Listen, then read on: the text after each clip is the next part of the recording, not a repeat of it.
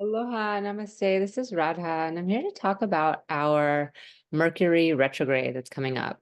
And it's more than just a Mercury retrograde. I've talked about this a little bit in my most recent eclipse video. And if you're a member of my Patreon group, you've seen my updates on this as well. But Mercury has been in Pisces for the last few weeks, where we have debilitated communication. We have challenges allowing our words to come out in effective and organized manner. We also have trouble discerning information. Everything becomes this sort of sea of information, and it can be really difficult to find, the organization in that and to discern right from wrong or fact from fiction. Well, as of today, and not quite today, and actually I'm just going to jump to the screen so that we can look at this. We have Mercury moving into Aries. And as you can see, it's not actually even happened yet. So I'm going to get my time bar up if I can here. Huh. There we go. Technology. See, it's already working. Okay, so we have Mercury moving in. I think it's about noon Hawaii time. Yeah, we have Mercury at 0.01 here in Ashwini at 12:12 in Hawaii. And this is an interesting position because many of you know that Mercury is going to begin retrograde motion on the 1st of April. So he's moving forward, and of all places, moving from the very last star of Revati, where we're in this sort of peaceful state, and he's, kind of out to sea, and then jumping into Ashwini over this Gandanta point, where we've got the two horses going in different directions off to a running start. And yet we're also slowing down. So we're like off to a start that's stopping. And even beyond him just having been in Pisces, he was joined Rahu, right? We had Mercury joined exactly Rahu this time last week. And so there's been a lot of extra confusion, more than the normal Piscean quality of confusion with Mercury. We've had this sort of over-exaggerated way of hearing things, or what somebody's saying or what we're reading. We're like, oh, they mean this. Rahu has this sort of sketchy way of seeing everything as meaning more than it does, or reading into things and getting messages from places and othering things, othering ourselves and othering others. There's a stranger and a strange land quality here, and a lot of skepticism, a lack of trust. And so that's kind of been the realm. And now we're jumping into this, new realm called let's go, except for it's like taking off and then immediately hitting like a wall of sand or something, where it's just like, oh, wait, we can't really go that far. We have to trudge through this very slow, thick sand, and we're not actually taking off across the landscape. We're like slowly trudging to a halt, and then we're actually going to have to turn back around and go back where we just came from.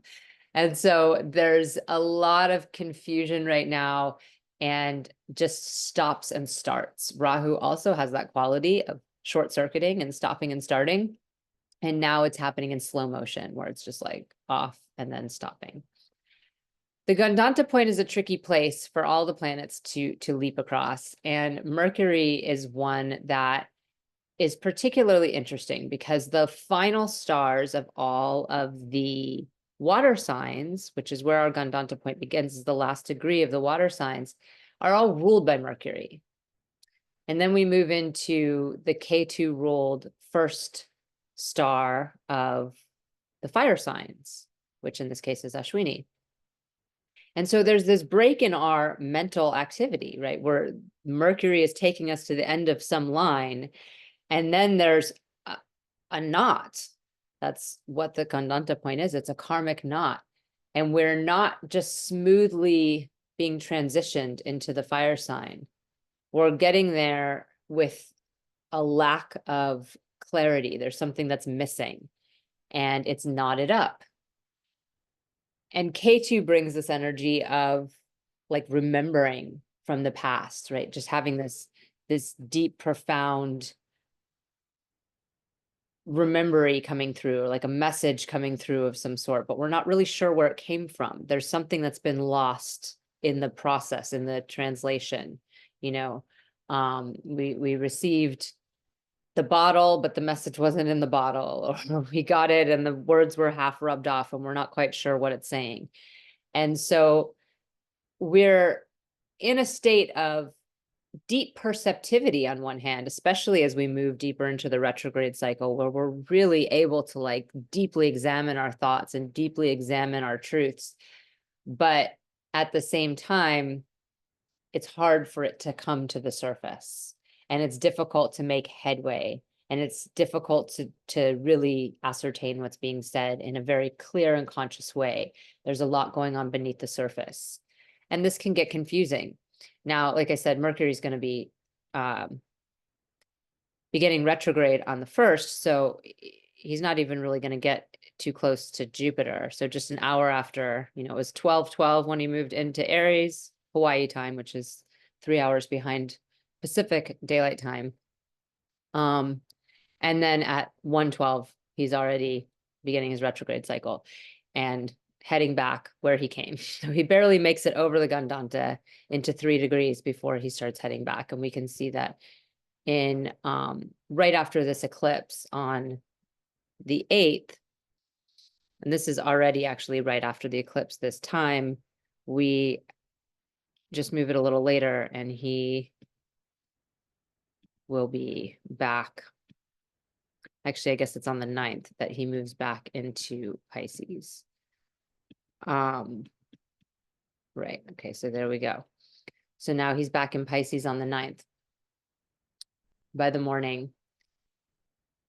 And at this point, now Venus has moved into Pisces, which is actually happening this week as well. At the end of this week, Venus is moving into Pisces. And so he has a little more help with the debilitation because Venus is exalted here. So this is considered to be something we call Nicha Bhanga, where there's some assistance to what's wrong. The challenges that Mercury faces in Pisces are being assisted by Venus's presence, by the exaltation of our planet of happiness.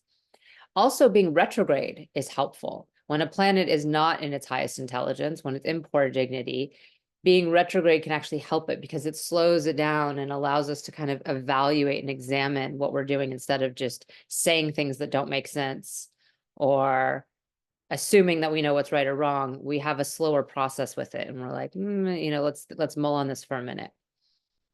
So this retrograde action will also help us in this way.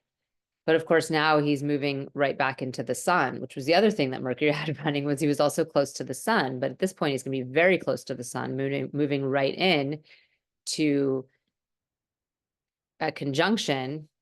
Let's see where this happens kind of more exactly.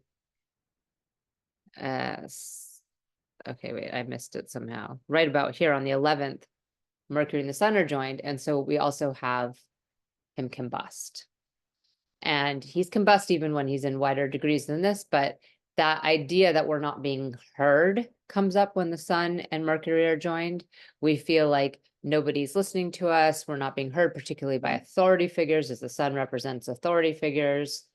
And we're retrograde, so we're probably literally not being heard, right? The words aren't coming out, the messages aren't being sent, the emails are going all over the place. Rahu's still very much in the picture, so there's still those stops and starts. And we're in a state of debilitation. We're in the place where we're the most sea-like. So we could just say, well, this is a complete and total catastrophe. But on the other hand, there's actually a lot of potency here and a lot of wisdom that can be running. When Mercury is both combust and retrograde, there's a lot of power. We're very close to the earth, very close to the sun. And there's this really heightened awareness in our perceptions that come in. Again, it might not play out in the outer world. Like you might not get your messages out there, but internally, what we're working through can come almost like brilliance. And particularly in Pisces, because there is this capacity to hold everything as true at once. We're not quite so divided and separated and sectioned off. We have a lot more of a capacity to have this sort of seamless and integrated approach to everything that we know and carry it all together, allow the connections to be made all at once. And from that, amazing things can come, particularly with the presence of Rahu, particularly with the presence of this exalted Venus. So, and particularly because we're just coming out of this eclipse portal. So we probably received quite a lot of messages already. And to be able to work our way through all of this magic that's happening right now and not be in a state of confusion is going to require a capacity to sit in peace to some degree. The more we're out in the fray of things, the more we're out doing mundane activities, the more our eclipse energy gets diluted, right? If we're in an eclipse and we're out in a crowd, or we're out at the store, or we're driving around, we're not really in the best position to receive the messages already. Well, with this Mercury, it's going to be a continuation of that as well. The more we can kind of allow our mind to find its resting place, the more we can find, places to sit by the water with all this Piscean energy, that's very helpful. Might be having something, a Mercury moment on the stove right now. But I'm bringing this to a close anyway. The more we can allow ourselves to just really tap into the connection between ourselves and nature, the connection between ourselves and all things, the more we're likely to have these really brilliant insights and to even be able to bring them into our life in really profound ways. So I just wanted to make this video because, it is a big shift for us.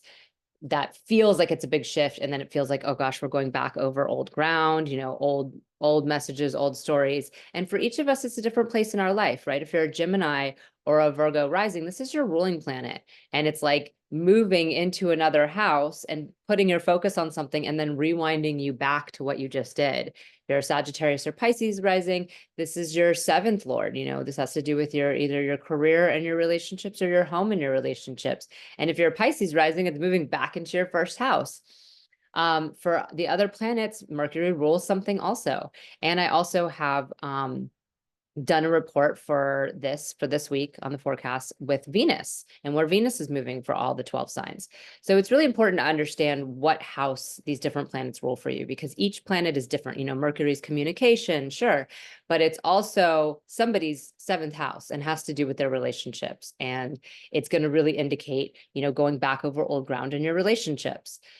So knowing this really helps you harness the energy of what we're working with here and just be able to integrate it in your life in a much more profound way. You can go to my Patreon site, Radha Home Astrology, and sign up and get the forecast for this week for all the 12 rising signs, and you'll see what Mercury and Venus changing signs means for you.